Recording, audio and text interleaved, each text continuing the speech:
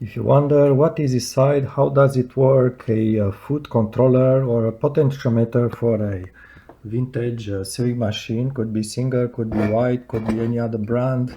I have here two different foot controllers. So this one, perhaps you recognize it. It's on a Singer and White. This one it's actually from a White, but it's the same that was used in Singer machines, 70s. This one also 70 something on a Singer. Obviously they opened a very different way, and there's a one big, and I repeat for the third time, big warning. You don't want to try to open this and to play with the wires unless you are really competent, because many foot controllers are metal, and if a wire does touch the metal case, first you get an electric shock, electrocution, 110 volts in North America, 20 in Europe. It shakes a little bit more in Europe, I can tell you, I did try it. Second, if the wires touch together, you get a fire. There is plenty of these are plastic. It will start a fire. These usually are sitting on your floor. Maybe you have a carpet. When you are not home, it will start a fire on your carpet, and you know the rest, it's unpleasant history. So that's why I'm saying, I'm just showing this video just for curiosity. I do not suggest people to try what I'm doing here. Please don't play with fire, hazard and electrics. Let's move on to the history. Now again, I was saying this one, I've seen it, and it's a foot controller that I don't like, because it sits high off the floor. You need to put your foot here, and it's just not comfortable, and also did not this one particular, one of the things that happen with this, it's two things. First, you lose power to the motor, so the sewing machine will simply not move. Oftentimes there is a cracked broken wire, which also can cause electrical shock in the case it's metal. So this is one of the issues with the wire. But the other thing is that all these older units from the 60s, 70s, maybe even early on, use some sort of a potentiometer with a ceramic enclosure, and this ceramic will have a let's see if I can show you from the other end, a sort of a tube inside. It looks like this. It's like a hole, and inside that hole you will have a graphite components. It's like if you want, sort of a graphite rod, but I can tell you that, and I will explain in a moment how it works, or approximately. On this unit, that rod actually is made of a gazillion tiny graphite pieces, which put together look like a rod, just sitting against each other like this. Some of the pieces are different length at the ends. This one was on one end, and at the other end there was a thicker piece. So, but it recreates a rod, and it looks just like this. This one comes from this unit, which you may recognize it. It's from a later 70s cheaper Singer's one, which had those plastic gears. So there is this graphite rod, and graphite, it's pretty much just like your old pencil. So when you write on your paper, that's graphite. And this rod inside is not actually a full-length piece, you can tell. And by the way, oftentimes when you're inclining like this, you have 50 pieces falling on the floor. So I give you an idea. This one is kind of locked inside. This one was inside this ceramic piece, which also is very brittle, fragile. You should not drop it on the floor, it will crack. So on this unit here, those bits are secured with some sort of a metal pieces, but they fall from there. So be careful if you ever get into this.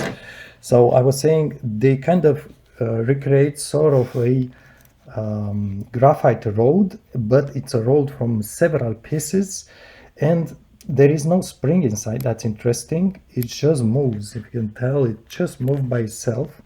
And what's happening is that you have a way you will have one polarity on one end of the rod, one polarity on the other end, and when you push on the pedal, there is a way to move a metal tab or a metal bar against one end of this graphite rod. So the other end will have one polarity contact to one polarity, and the second polarity will just push. When you push down the pedal, will have one of these kind of spring metal tabs push slightly on this graphite bar or bars or pieces, and when you release it, it moves back. And I think these bits, I'm not sure how they move back because there is no spring inside. That's interesting. But the whole idea is that displacing these bits of graphite, maybe not all of them at once, depends how much you push down. So there is a gradual increase of speed of the machine. How much the movement is depends how much the displacement of one or several of these bits of graphite inside. This is kind of, if you want, if you remember that pendulum with balls, with steel balls that you, well, sometimes you have it on a desktop and you just let one ball drop, hit the other balls. So it's kind of sequential movement of those graphite bits. Depends, some are smaller, some are bigger, and that gradual movement, imagine there are, let's say, 3 bits. When you press a little bit the pedal, one will move a bit, the other one will move some more. When you press furthermore, this one will move again some more. Perhaps it's the gap between them that's reduced, and there is more current that will pass as the gap between each two pieces, adjacent pieces, will be reduced. Perhaps that's how they create a variation of current, because the motor speed will depend on the current that goes to it. So there is little current, little speed, more current, more speed. So perhaps that's the principle here. It's very, very simple, but I think it can cause sometimes the current that passes not to be linear. So the more you want to press the pedal, the more the current should linearly increase. And I think sometimes it just, you may have maybe one, it feels like there is just 1, 2, or 3 speeds in the machine, like different speeds. It's not a linear increase in speed. One of the reasons for that may be because this carbon, as it passes current, carbon, I mean graphite, but graphite is made of carbon. As the current passes, not only the tips of the carbon or graphite wood wear is no longer smooth and shiny. Maybe you can see this one. Let's see, the camera will focus. So you see there is a little bit of wear right here. So it's not really smooth. On the other side, it's more smooth. You can tell, more or less more smooth. But you can tell the area of contact in the center that kind of developed the wear. On the sides, it's still smooth like it was at the original. So you can tell there is sort of a wear. So the current is no longer making proper contact. So there is a loss of current, or the current is not linear. One thing that I did here is that I have a very, very fine sandpaper, and also I have some wood steel, what is this, a steel sponge, I think. I'm not sure about the name in English. I would not use this on graphite, but I would use this on, just try to grab it from where it was. So you see, this is one of the metal contacts that touches the graphite, and at the very point where the graphite would touch it, there was a lot of blackness. So I did use this steel wool to clean the metal surface here, not sandpaper, because the wool will just not scratch. It's very, very gentle, so the surface remains soft and just uniform.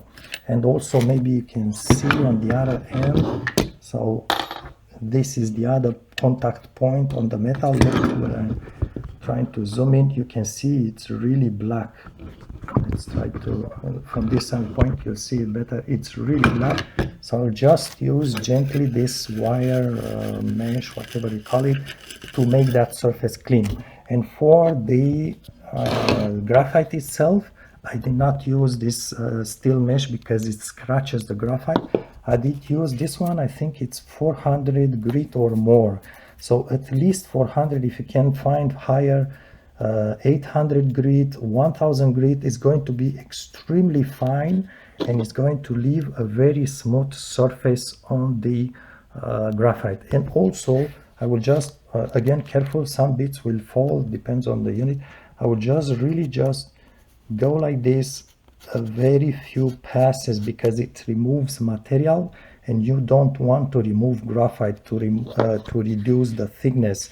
That will change the current inside. So just a small pass here, and when I finished, I just want to clean it as well. It doesn't write like a pen, it's just the grit that was removed by the sandpaper.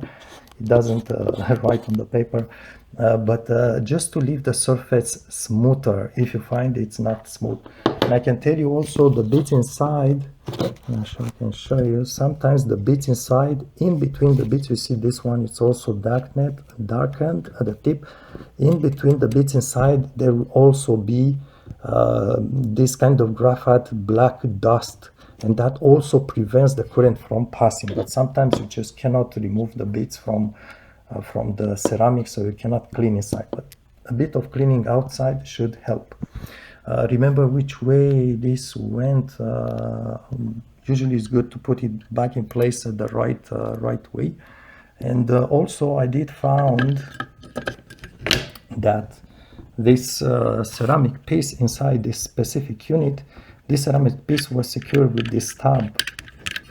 It stays like this, has a screw. My screw was loose, and on the other one was loose as well. Perhaps because of the many cycles, there is movement in the ceramic piece, and that movement causes it to break loose from whatever support or brackets it has. So this screw was really loose. I'm going to tighten it to keep it secured in place, but be careful, because metal on ceramic, if you tighten too much, it will crack the ceramic. Just a warning. So yes, this is about the idea.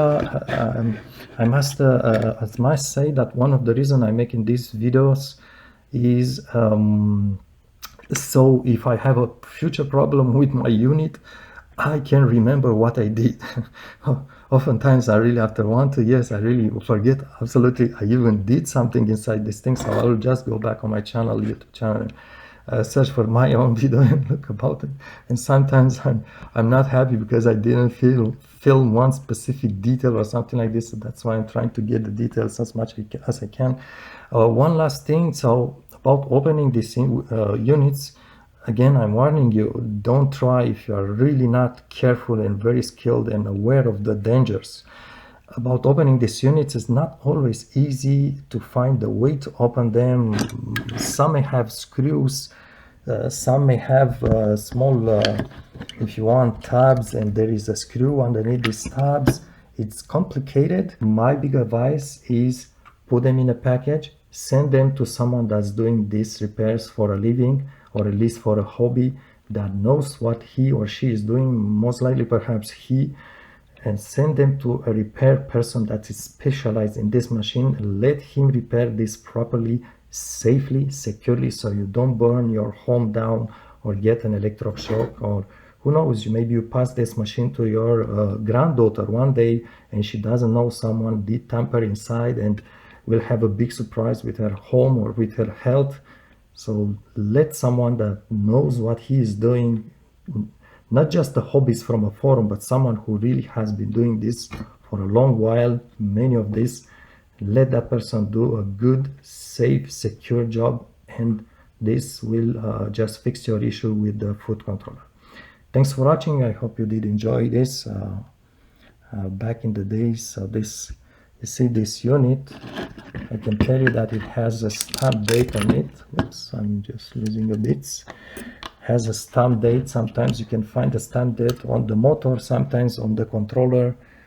9th, is that September? I'm not good with months, but perhaps something like September 1975. I can tell you it's not far away from my birthday. Thanks for watching.